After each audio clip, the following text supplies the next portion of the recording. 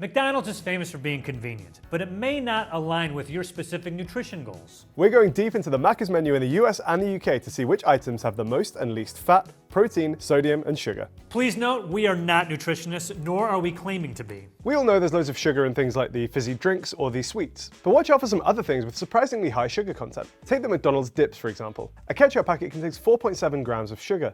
A sweet and sour packet contains 8.6 grams, and the worst offender is the sweet curry dip with 8.9 grams of sugar. I mean, that almost fills up the packet, doesn't it? Look at that. That's a lot of sugar. Also, how many times are you realistically just having one packet of sauce with your food?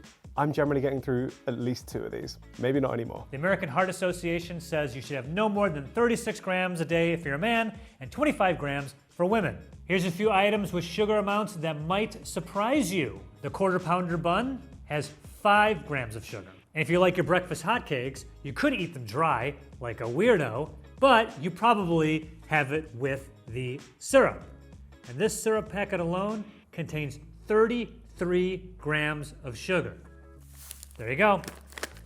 All of this in here. Another surprisingly sugary menu item in the UK is the McPlant. One McPlant in the UK contains 11 grams of sugar. I'm surprised by this. It does have a slightly sweet taste to it, but I would not think of this as like a sugary burger. If you really want to avoid added sugar, I would suggest steering clear of the McCafe menu.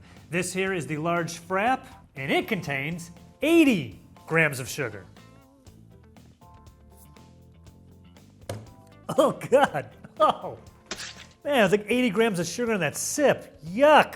The syrups for caramel and French vanilla drinks alone add between 21 to 24 more grams of sugar to the drinks. In the UK, you'll generally see salt instead of sodium on the nutritional information. It's important to note that these are not the same thing. Salt is kind of a general chemical term that usually refers to sodium chloride. For the purposes of this episode, we've converted the salt sats to sodium just to make it easier. The USDA recommends up to 2,300 milligrams of sodium daily. In salt, that's about 6 grams. So about that much a day. If you're keeping an eye on that, perhaps because of blood pressure or kidney health, you may want to try these lower sodium options. Now, the Filet-O-Fish with no tartar sauce is 470 milligrams of sodium. It'd be 580 milligrams with the sauce. And the McChicken with no mayo is 500 milligrams, but with the sauce it'd be about 560 milligrams. In the UK, the NHS recommends that you consume around 6 grams of salt per day. That's around 2,400 milligrams. I will say I'm generous with the salt when I cook, so I'm worried I'm exceeding that by a fair amount. The UK's low sodium options include the following. We have a mayo chicken with no mayo, so just a chicken. One of these contains 292 milligrams of sodium. 6 chicken nuggets on their own with no sauce contains just 228 grams of sodium. And a UK McDonald's side salad, which contains 192 milligrams of sodium. We do need salt to live as humans, but not too much. A low sodium diet can reduce the risk of heart disease and strokes. But if you have too little sodium, it may increase your insulin resistance, raise your LDL cholesterol, and triglycerides. There's a lot of high sodium content on fast food menus, including McDonald's. Some of the highlights include the 20-piece chicken McNuggets. This whole thing, 1,700 milligrams of sodium. Ooh! The double quarter pounder with cheese, 1,310 milligrams of sodium. And the double cheeseburger. That's 1,050 milligrams of sodium.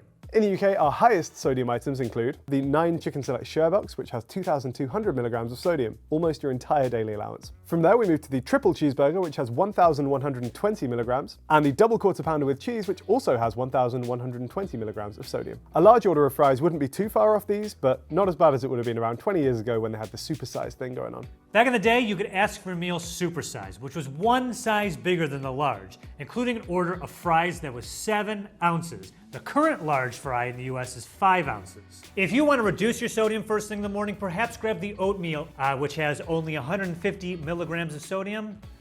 Gonna be honest with you, I'm getting a little sick of oatmeal. So another option, believe it or not, is the hash brown. One hash brown has 310 milligrams of sodium. Which is interesting because it's, it definitely has a saltiness to it, a salty sodiumness to it. But if you want to max out your sodium, then I would suggest getting the bacon, egg, and cheese biscuit. How many milligrams of sodium do you think this has? Wrong. 1,330 milligrams of sodium. That's a salty sandwich. I will say one thing about sodium, it makes this sandwich taste good. How you doing?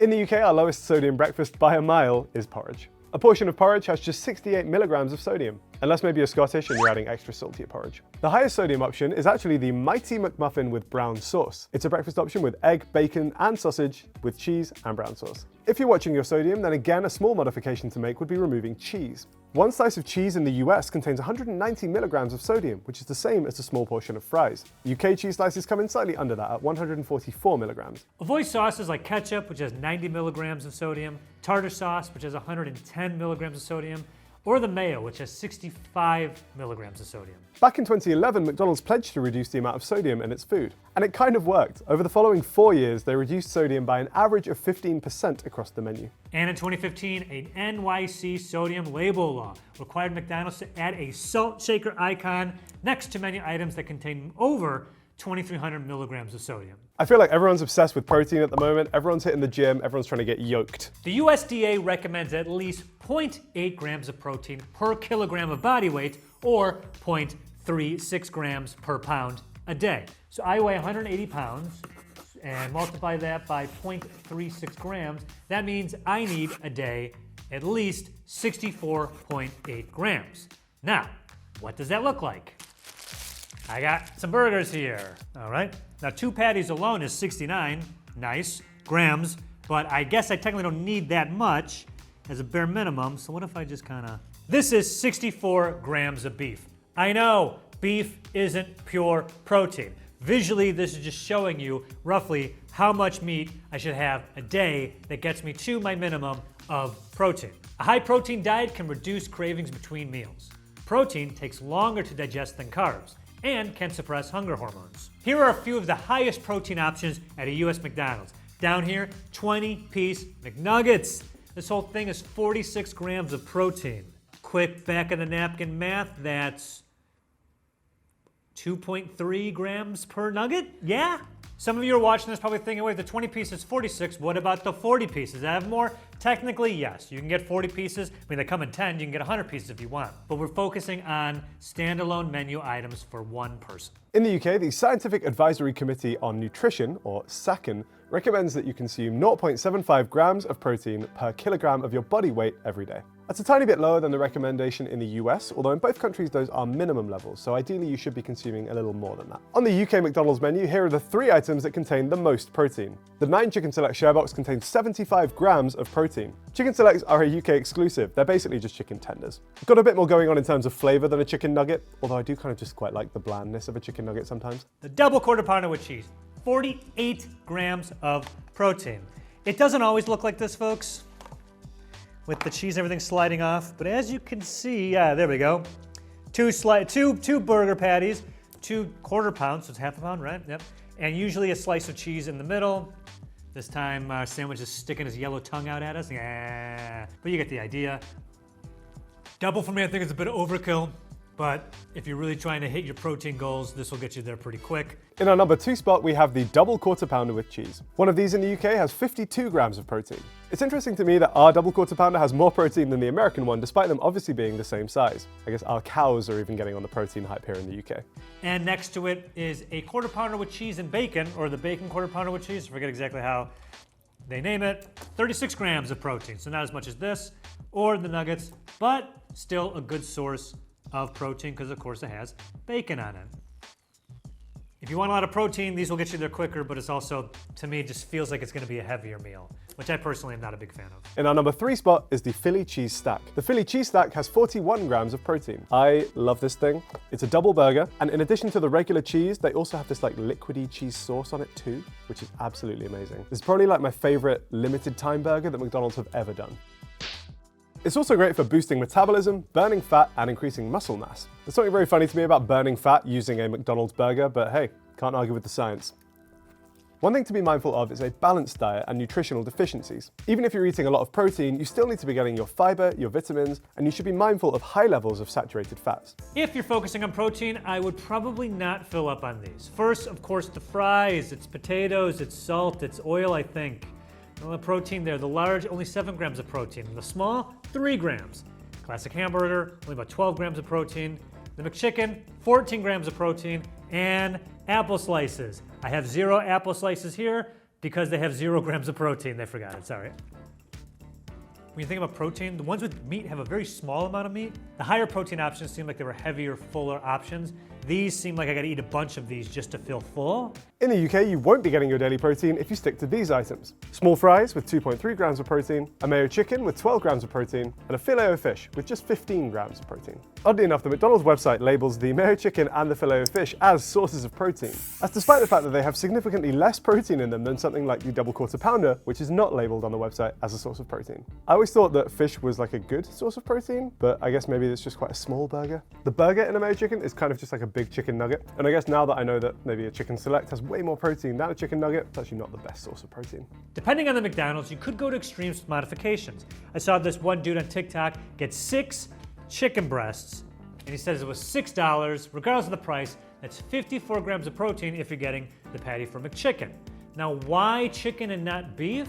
Chicken typically contains more protein than beef and has less saturated fat. This is around 100 grams of chicken, and it contains around 31 grams of protein, whereas roughly 100 grams of beef contains just 26 grams of protein. McDonald's, have you considered making a chicken double quarter pounder? That would be protein central. If you wanted to start your day with a high protein breakfast at McDonald's, which is good if you want to get ripped, right? The best bet is the sausage McMuffin with egg.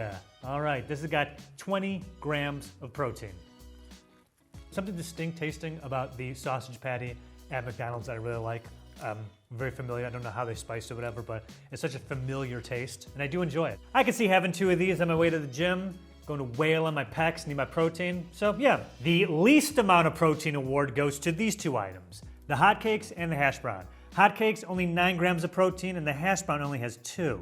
Get your vitamin P potato, which, hey, I love these hash browns. These are great, but not what I'd be getting if I was looking to like bulk up. In the UK, when it comes to protein at breakfast, the best bang for your buck is the double sausage and egg McMuffin. One of these has 36 grams of protein. And the least protein with breakfast? A McDonald's hash brown with 1.1 grams of protein, or a toasted muffin with jam with 5.5 grams. For me, the double sausage and egg McMuffin is my go-to choice for breakfast at McDonald's. Good to know that it's also giving me my protein requirements. Happy accident. The USDA recommends 78 grams of fat per day. This is based on a 2,000 calorie a day diet, and your specific value may be different depending on your needs. It's meant to be 35% of your daily calories. 35% of 2,000 is 700 calories from fat, which works out to around 78 grams. Unlike protein, fat is set as a percentage of the total calories, not from body weight. Not all fats are created equal. The USDA recommends a diet high in monounsaturated fats and polyunsaturated fats, and suggests limiting saturated fats. Foods high in good fats include avocados, unsalted nuts, and certain fish. In the UK, the SACN recommends that fat takes up a maximum of 35% of your daily calories. Saturated fat should be no more than 11%, which is around 20 grams. It turns out that the McDonald's menu items with the most protein also tend to be the ones with the highest fat. It's the same in the US. The highest fat items look a lot like the high protein items. The 20-piece Chicken McNugget, 49 total grams of fat. 8 of those are saturated fat. Many a surprise, it's me.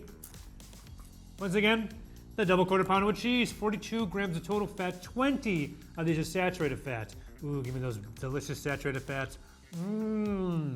It's similar here. The 9 Chicken Select Share Box has 59 grams of total fat, 6.5 grams of that being saturated. The double quarter pounder with cheese has 43 grams of total fat, with 19 grams of that saturated. And the Philly cheese stack has 36 grams of total fat, of which 17 grams are saturated. I've said it before and I'll say it again, fat is flavor. These are all very tasty menu items.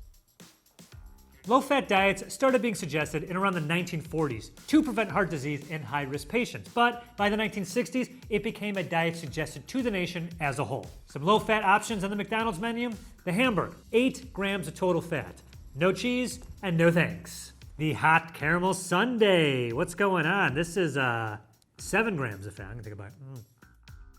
Small fry has 11 grams of fat. And a 4-piece McNugget, only 12 grams of fat. I didn't include any of the salads.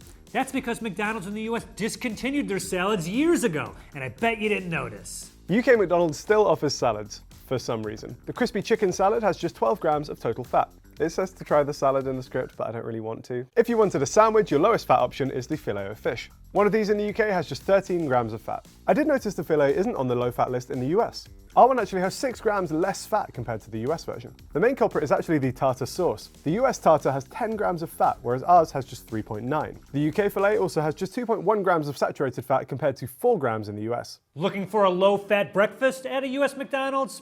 Gotta go over here, guys. The fruit and maple oatmeal only has 4.5 grams of fat. Honestly, I'm surprised it's that much, because it's oatmeal.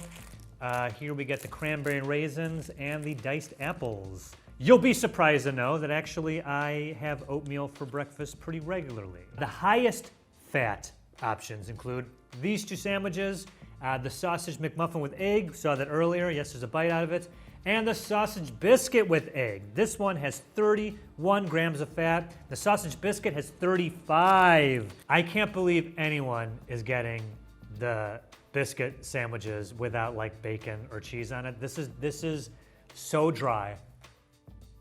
I'm gonna tune on this all day. In the UK, our low-fat breakfast option is porridge. A portion of UK porridge has just 3 grams of fat. On the other end of the scale, we're bringing back the double sausage and egg McMuffin, which has 33 grams of total fat. For the mathematicians out there, that is 11 times the amount you'll find in a portion of porridge. But this is also probably around 11 times tastier than porridge, so kind of a fair trade. Here's a tip. Skip the cheese if you want to cut down on the fat. Both countries use cheese that's high in saturated fats and low in protein.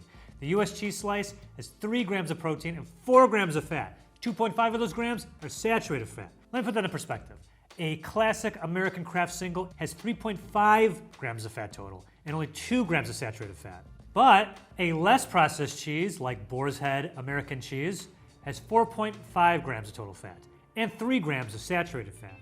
A slice of processed cheddar cheese from a UK McDonald's contains 2.6 grams of protein, 3.7 grams of fat, of which 2.2 grams are saturated. If we compare that to a slice of Dairy Lee cheese, for example, one of those has 2.5 grams of total fat with 1.7 grams saturated. I think the taste benefit outweighs the couple of extra calories there, so I'll still be getting the cheese. McDonald's has taken steps to reduce the amount of trans fat in its food. In 2008, it announced it would switch to trans fat-free cooking oil in all US and Canadian restaurants. In the UK, between 2020 and 2023, McDonald's claims to have removed 150 tons of fat, as well as 18.8 tons of saturated fat from their menu. As a result, 57% of the menu in the UK is now not classified as high in fat, salt, or sugar. Fiber is an important diet component, with the recommended amount tending to be between 25 and 30 grams a day. Overall, this is not an area that McDonald's menu does very well in. The best we could find was a large order of fries, which contains 4.8 grams of fiber. So to reach your fiber goal, you'd have to eat around 5.5 servings of large fries from a UK McDonald's. To me, that doesn't seem like the most efficient use of your money, time, or nutrients. Yeah, same. The burger bun and veggie toppings have little fiber. Our large fry has 6 grams of fiber, but keep in mind this is a much bigger order than the UK large. I'm going to be honest, if I'm going to McDonald's, I'm not really thinking about my macros. I don't currently have a diet preference, which you probably tell from watching this show all these years. For me, McDonald's is something that I would eat maybe as more of a treat meal rather than part of a strict diet plan. It's interesting to me that if you do have maybe specific macro goals, for example, your protein intake, you can hit those pretty easily using just McDonald's food. The issue I have with it is mostly balance. It was also really hard to come by things like fiber on the menu. If I was to pick from these menus, I probably would pick the higher protein diet.